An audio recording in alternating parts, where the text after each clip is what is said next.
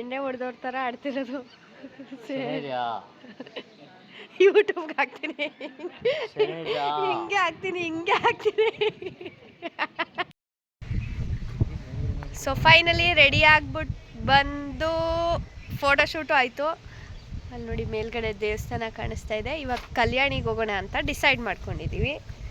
ಕಲ್ಯಾಣಿ ಮೆಟ್ಲಿಲ್ಲ ಅಂದರೂ ಹತ್ತಕ್ಕಾಯ್ತಾ ಇಲ್ಲ ಇವತ್ತು. ನೆನ್ನೆ ಮೇಲ್ಕೋಟೆ ಮೆಟ್ಲತ್ಬಿಟ್ಟು ಫುಲ್ಲು ಕಾಲೆಲ್ಲ ನೋವು.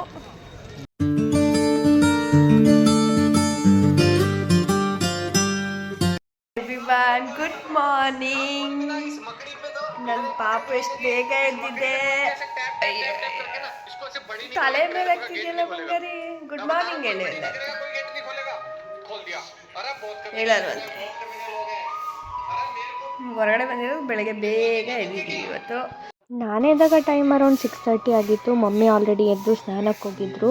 ಹೊರಗಡೆ ವ್ಯೂ ನೋಡೋಣ ಅಂತ ಬಂದೆ. ಫುಲ್ಲು ಫಾಗಿ ಸಖತ್ತಾಗಿತ್ತು. ಜೊತೆಲಿ ಆ ಹಿಮದ ಮಧ್ಯ ದೇವಸ್ಥಾನ ನೋಡ್ತಿದ್ರೆ ಸಖತ್ತಾಗಿ ಅನ್ನಿಸ್ತಿತ್ತು. ಸೊ ನಮ್ಮ ಮನೆಯಿಂದ ಬ್ಯಾಕ್ ಸೈಡೇನೆ, ಅಂದರೆ ನಾವು ಸ್ಟೇ ಆಗಿದ್ವಲ್ಲ ಆ ರೂಮಿಂದ ಬ್ಯಾಕ್ ಸೈಡೇನೆ ನಮಗೆ ಟೆಂಪಲ್ ಚೆನ್ನಾಗಿ ಕಾಣಿಸ್ತಿತ್ತು. ಟೆರ್ರಸ್ ಮೇಲೆ ಹೋದರೆ ಇನ್ನೂ ತುಂಬ ಚೆನ್ನಾಗಿ ಕಾಣಿಸ್ತಿತ್ತು. ಸೊ ಫೈನಲಿ ರೆಡಿ ಆಗ್ಬಿಟ್ಟು ಬಂದು ಫೋಟೋಶೂಟು ಆಯಿತು. ಅಲ್ಲಿ ನೋಡಿ ಮೇಲ್ಗಡೆ ದೇವಸ್ಥಾನ ಕಾಣಿಸ್ತಾ ಇದೆ. ಇವಾಗ ಕಲ್ಯಾಣಿಗೆ ಹೋಗೋಣ ಅಂತ ಡಿಸೈಡ್ ಮಾಡ್ಕೊಂಡಿದ್ದೀವಿ. ಕಲ್ಯಾಣಿಗೆ ಹೋಗಿ ಫೋಟೋಶೂಟ್ ಮಾಡಿ ನೆಕ್ಸ್ಟ್ ಪ್ಲೇಸ್ಗೆ ಹೋಗೋ ಅಷ್ಟರಲ್ಲಿ ಫುಲ್ಲು ಲೇಟ್ ಆಗುತ್ತೆ. ಕಣ್ಣೇ ಬಿಡೋಕ್ಕಾಗ್ತಿಲ್ಲ ಫುಲ್ಲು. ಸೊ ಫೈನಲಿ ಇವಾಗ ಕಲ್ಯಾಣಿ ಹತ್ರ ಹೋಗ್ತಾ ಇದ್ದೀವಿ ತುಂಬ ಲೇಟಾಗಿ. ನಾವು ಯಾವ ಮಮ್ಮಿ ನೋಡು ಇಲ್ಲೇ ಹಾಯ್ ಮಾಡು.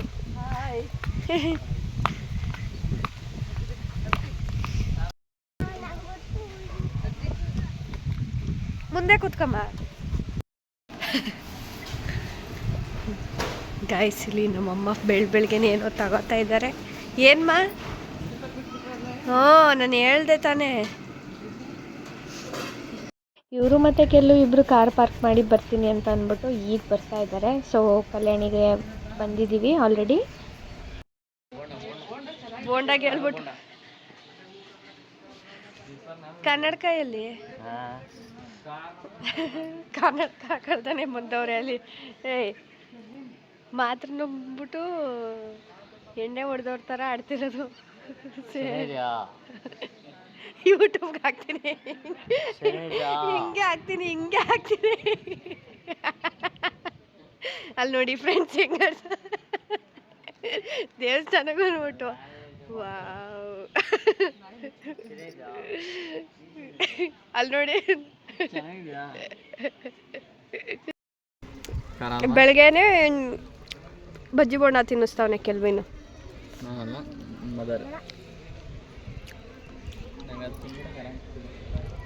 ನೆಕ್ಸ್ಟ್ ನಾವು ಕಲ್ಯಾಣಿ ಹತ್ರ ಹೋಗಿ ಒಂದು ರೌಂಡ್ ಸುತ್ತಾಡಿಕೊಂಡು ವೀಡಿಯೋಸ್ ಫೋಟೋಸ್ ಎಲ್ಲ ಮಾಡಿಕೊಂಡು ನೆಕ್ಸ್ಟ್ ಪ್ಲೇಸ್ನ ಕವರ್ ಮಾಡೋಣ ಅಂತ ಹೊರಟ್ವಿ. ನೋಡಿ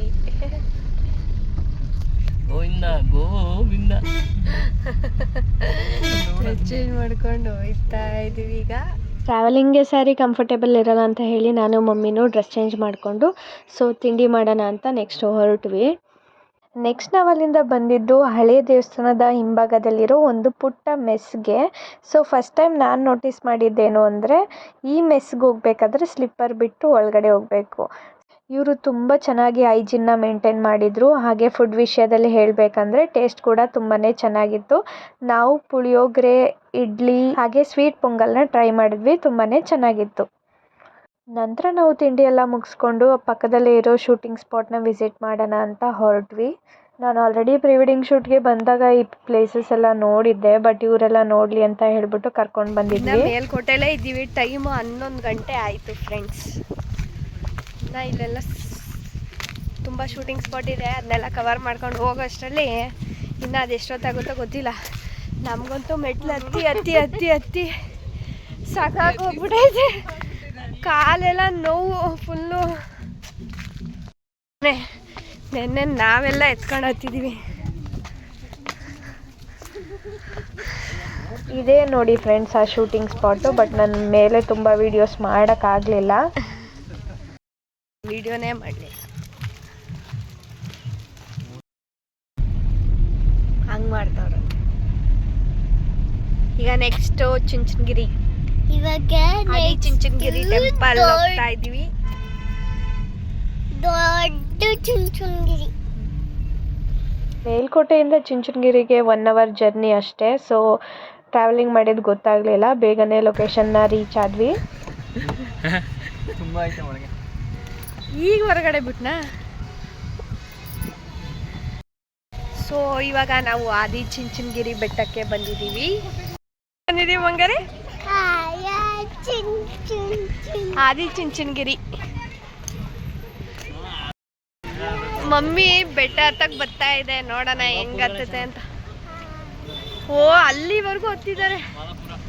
ಬೆಟ್ಟ ನೋಡಿದ್ರೇನೆ ತಲೆ ಸುತ್ತೈತೆ ಫಸ್ಟೇನೆ. ಹತ್ತದ ಕಷ್ಟ. ಇಲ್ಲಿ ನೋಡಿ, ಆ ಬೆಟ್ಟದ ಮೇಲೆ ಕಲ್ ಮೇಲೆ ತುದಿಲ್ ನಿಂತವ್ರೆ ಜನ. ಸೊ ಫೈನಲಿ ಎಂಟ್ರೆನ್ಸ್ಗೆ ಬಂದಿದ್ದೀವಿ ಇವಾಗ.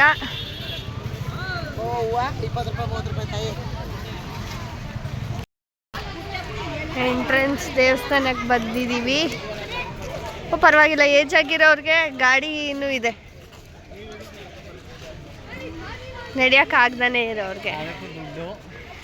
ಇನ್ನೇನು ಹಂಗೆ ಫ್ರೀಯಾಗಿ ಕರ್ಕೊಂಡೋಯ್ತಾರೆ. ಕೆಲ್ವಿನ್ ಅನ್ಕೊಂಡಿದ್ದೀನಿ ಫ್ರೀಯಾಗಿ ಕರ್ಕೊಂಡೋಯ್ತಾರೆ ಅಂತ. ಮೆಟ್ಲು ಹತ್ಬೇಕಂದ್ರೆ ಮುಗ್ದೋಯ್ತಿತ್ತು ಕೆಲ್ವಿನ್. ಮೆಟ್ಲಿಲ್ಲ ಅಂದ್ರೂ ಹತ್ತಕ್ಕಾಯ್ತಾ ಇಲ್ಲ ಇವತ್ತು. ನೆನ್ನೆ ಮೇಲ್ಕೋಟೆ ಮೆಟ್ಲು ಹತ್ಬಿಟ್ಟು ಫುಲ್ಲು ಕಾಲೆಲ್ಲ ನೋವು. ಕೆಲ್ವಿನ್ಗೆ ಆ ಬೆಟ್ಟ ಹತ್ತಬೇಕಂತ ಅಲ್ಲಿ ಹಿಂದೆ ಕಾಣಿಸ್ತೈತಲ್ಲ, ಅದು ನಮಗೆ ದೇವಸ್ಥಾನದ ಮೆಟ್ಲೇ ಹತ್ತಕ್ಕಾಯ್ತಲ್ಲ. ಸ್ಟಾರ್ಟಿಂಗ್ ಎಂಟ್ರಿ ಪಾಯಿಂಟ್ ಅಲ್ಲಿ ಇದ್ದೀವಿ. ಇನ್ನು ಒಳಗಡೆ ಆ್ಯಕ್ಚುಲಿ ಚುಂಚನಗಿರಿಯಲ್ಲಿ ದೇವಸ್ಥಾನದವರೆಗೂ ಕಾರಲ್ಲಿ ಬರ್ಬೋದು, ಸ್ಟೆಪ್ಸ್ ಕೂಡ ಇದೆ. ಹತ್ತೋರಿದ್ರೆ ಸ್ಟೆಪ್ ಹತ್ಕೊಂಡು ಬರ್ತಾರೆ. ಸೊ ಹತ್ತಕ್ಕಾಗಲ್ಲ, ಏಜ್ ಆಗಿದೆ ಅಂತಂದರೆ ಅವ್ರಿಗೆ ವೆಹಿಕಲ್ ವ್ಯವಸ್ಥೆ ಮತ್ತು ಈಸಿಯಾಗಿ ಬರ್ಬೋದು ದೇವಸ್ಥಾನದವರೆಗೂ. ನಾವು ಹೋದಾಗ ಟೆಂಪಲಲ್ಲಿ ಸ್ವಲ್ಪ ತುಂಬ ಜನ ಇದ್ದರು. ಸೊ ಟೆಂಪಲ್ ಒಳಗಡೆ ಅಂದರೆ ಗರ್ಭಗುಡಿಗೆ ಹೋಗೋಕ್ಕೆ ಸೆಕ್ಷನ್ ಆಗಿ ಕ್ಯೂ ಸಿಸ್ಟಮಲ್ಲಿ ಡಿವೈಡ್ ಮಾಡಿದ್ದಾರೆ. ಸೊ ಒಳಗಡೆನೆ ತುಂಬ ರೌಂಡ್ ಹೊಡ್ಕೊಂಡು ಆಮೇಲೆ ಹೋಗ್ಬೇಕು ನಾವು. ದೇವಸ್ಥಾನದ ಒಳಗೆ ಒಂದು 5-6 ರೌಂಡ್ ಹೊಡ್ಬಿಟ್ಟಿದ್ದೀವಿ. Full rush guys. ಅಲ್ಲಿ ದೇವಸ್ಥಾನ ನೀವೇ ನೋಡ್ತಾ ಇರ್ಬೋದು ಎಷ್ಟು ರಶ್ ಇದೆ ಅಂತ. ಫುಲ್ಲು ಇಕ್ಕಟ್ಟಲ್ಲಿ ನಡ್ಕೊಂಡು ಹೋಗಿ ಆದಷ್ಟು ಬೇಗನೆ ನಾವು ದೇವ್ರನ್ನ ನೋಡ್ಕೊಂಡು ಬಂದು ಸ್ವಲ್ಪ ಹೊತ್ತು ಅಲ್ಲೇ ಟೆಂಪಲಲ್ಲಿ ಕೂತಿದ್ವಿ. ಸೊ ಫೈನಲಿ ಒಳಗಡೆ ಹೋಗಿದ್ದು ಬಂದಿದ್ದಾಯಿತು, ದೇವ್ರ ನೋಡ್ಕೊಂಡು ಬಂದಿದ್ದಾಯಿತು. ನೆಕ್ಸ್ಟ್ ನಾವು ಮೇನ್ ಟೆಂಪಲ್ ನೋಡಿದ ನಂತರ ಪಕ್ಕದಲ್ಲೇ ಒಂದು ಹೊಸ ಟೆಂಪಲ್ ಆಗಿತ್ತು. ಸೊ ಅಲ್ಲಿ ನೋಡೋಣ ಅಂತ ಹೋದ್ವಿ. ಈ ದೇವಸ್ಥಾನವನ್ನು ನಮ್ಮ ದೇಶದ ಪ್ರಧಾನಮಂತ್ರಿಯಾದ ನರೇಂದ್ರ ಮೋದಿ ಅವರು ಏಪ್ರಿಲ್ 15, 2026 ಅಂದರೆ ಈ ವರ್ಷದಲ್ಲೇ ಇನಾಗ್ರೇಷನ್ ಮಾಡಿರ್ತಾರೆ. ಹಾಗೆ ಈ ಟೆಂಪಲ್ನ ಹೆಸರು ಬಂದು ಶ್ರೀ ಗುರು ಭೈರವೈಕ್ಯ ಮಂದಿರ ಅಂತ.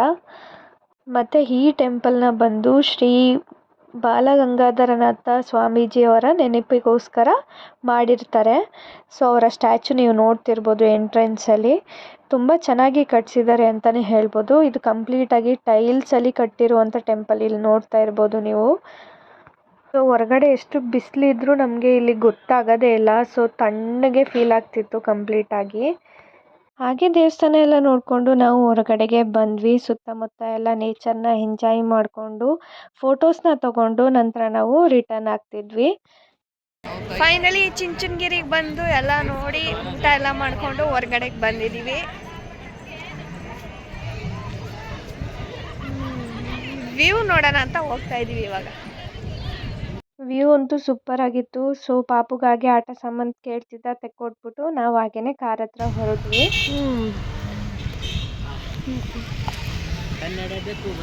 ಫೈನಲಿ ಮುಗೀತು ಚುಂಚನಗಿರಿನೂ ನೋಡಿದ್ದಾಯ್ತು. ಇವಾಗ ಬ್ಯಾಕ್ ಟು ನಮ್ಮೂರು ಅಷ್ಟೇ. ಕೆಲ್ವಿನ್ ಜ್ಯೂಸ್ ಎಲ್ಲ ಕುಡ್ಕೊಂಡು ಕಾರ್ ಡ್ರೈವ್ ಮಾಡಕ್ಕೆ ರೆಡಿ ಆಗ್ತಾ ಇದ್ದಾನೆ. Fuse ಆಗೋಯ್ತಾರೆ kelvin. ಡ್ರೈವರ್ ಹಿಂದೆ ಬಂದು ಕೂತಿದ್ದಾನೆ. ಈಗ ಹಸ್ಬೆಂಡ್ ಕಾರ್ ಡ್ರೈವ್ ಮಾಡ್ತಾರೆ ಅಂತೆ. ಈಗ ಇವಾಗ ಚುಂಚನಗಿರಿ ಬೆಟ್ಟ ಹತ್ಬಿಟ್ಟು ಬಂದ್ಬಿಟ್ಟು ಫುಲ್ ಟಯರ್ಡ್ ಆಗಿರೋದಕ್ಕೆ ಕಾರಲ್ಲಿ ಕೂತ್ಕೊಂಡು ರೆಸ್ಟ್ ಮಾಡ್ತಾ ಇದೀವಿ. ಇವಾಗ ನಮ್ಮೂರ್ಗೆ ಹೋಗ್ತಾ ಇದೀವಿ. ರೀಚ್ ಆಗಿದ್ದೀವಿ. ಪಾನಿಪುರಿ ತಿನ್ನೋಣ ಅಂದ್ರೆ ಪಾನಿಪುರಿ ಇಲ್ವಂತೆ ಇಲ್ಲಿ. ಮಳೆಯಲ್ಲಿ ಹೋಗ್ತಾ ಇದೀವಿ ಫುಲ್ಲು.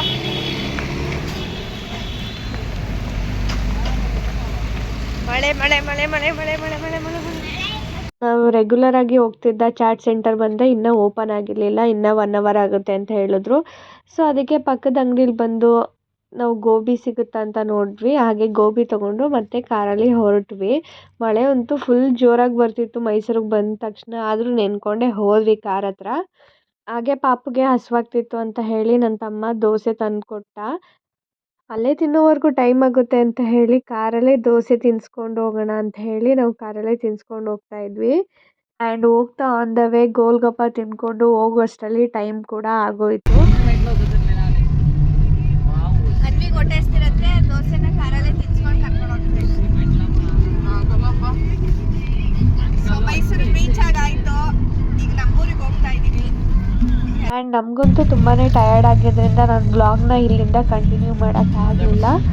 ಆ್ಯಂಡ್ ಮನೆಗೆ ಹೋಗೋ ಅಷ್ಟರಲ್ಲಿ 8 ಗಂಟೆ ಆಗಿತ್ತು. ಸೊ ತಕ್ಷಣ ಊಟ ಮಾಡಿ ಮಲ್ಕೊಬಿಟ್ವಿ. ಐ ಹೋಪ್ ಈ ಬ್ಲಾಗ್ ನಿಮಗೆಲ್ಲರಿಗೂ ಇಷ್ಟ ಆಗಿದೆ ಅಂತ ಅಂದ್ಕೊಳ್ತೀನಿ. ದಯವಿಟ್ಟು ವಿಡಿಯೋ ಇಷ್ಟ ಆಗಿದ್ದರೆ ಲೈಕ್ ಮಾಡೋದನ್ನು ಮರಿಬೇಡಿ. ಹಾಗೆ ಯಾರೆಲ್ಲ ಚಾನಲ್ ಸಬ್ಸ್ಕ್ರೈಬ್ ಮಾಡ್ಕೊಂಡಿಲ್ಲ ದಯವಿಟ್ಟು ಇವಾಗಲೇ ಚಾನಲ್ ಸಬ್ಸ್ಕ್ರೈಬ್ ಮಾಡ್ಕೊಳ್ಳಿ. ನೆಕ್ಸ್ಟ್ ಬ್ಲಾಗಲ್ಲಿ ಸಿಗೋಣ. ಟಿಲ್ ದೆನ್ ಟೇಕ್ ಕೇರ್, ಬಾಯ್.